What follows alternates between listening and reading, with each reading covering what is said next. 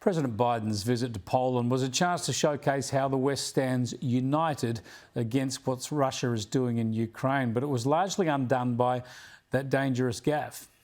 Many Ukrainians are continuing to seek refuge in Poland. According to the United Nations, more than 3.6 million have fled the country. President Biden met with some of those refugees for the first time in Poland on Saturday, delivering a message of support to those fleeing the violence. We will have a different future, a brighter future, rooted in democracy and principles, hope and light, of decency and dignity, of freedom and possibilities. For God's sake, this man cannot remain in power. President Biden's condemnation of Russian President Vladimir Putin was warmly welcomed by many Ukrainian refugees. I agree with President Biden because I think that Putin is a terrible person. He's a killer. It's fact. And such person cannot rule any country. Following the president's remarks, Secretary of State Antony Blinken says the president is not trying to call for the removal of Russian President Vladimir Putin. Yeah, we showed you those comments from Blinken earlier, trying to clean up the mess there. But the damage, of course, was already done. Former Democrat White House staffer Barbara Heineback joins me now. Good to talk to you again, Barbara. Do you think? Hi, how are you? Do you think Joe Biden knew what he was saying? How seldom does he know what he's saying about anything these days? He really needs to keep to his script and just leave it at that.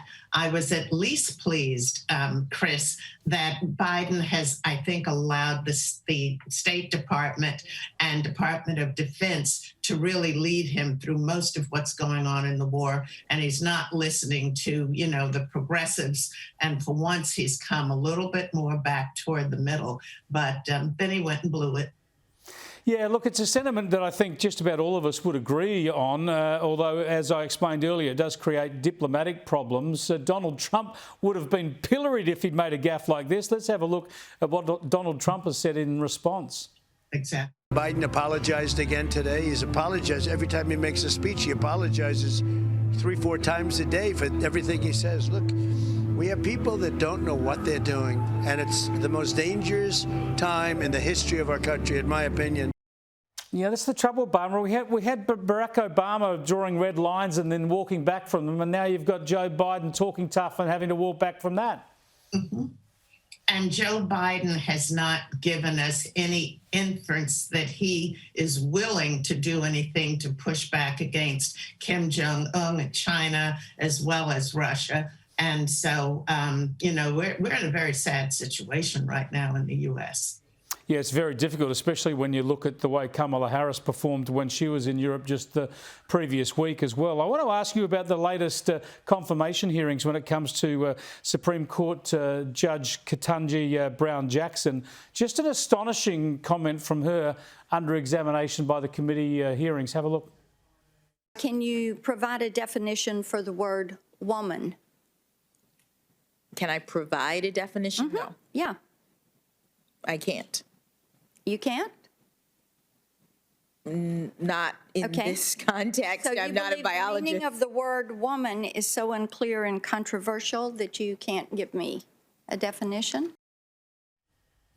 Yeah, she's not a biologist, she says. This shows how bizarre these confirmation hearings can become, Barbara, but it also shows you just how timid we all have to be talking about basics these days. Exactly.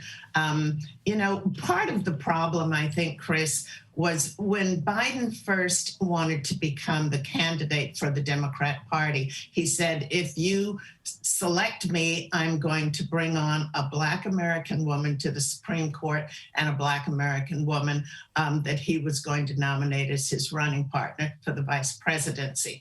I think in terms of having the skills, the one thing we can say for Brown-Jackson is she knows the letter of the law. She seems to be basically a very bright, intelligent woman. She sat on the U.S.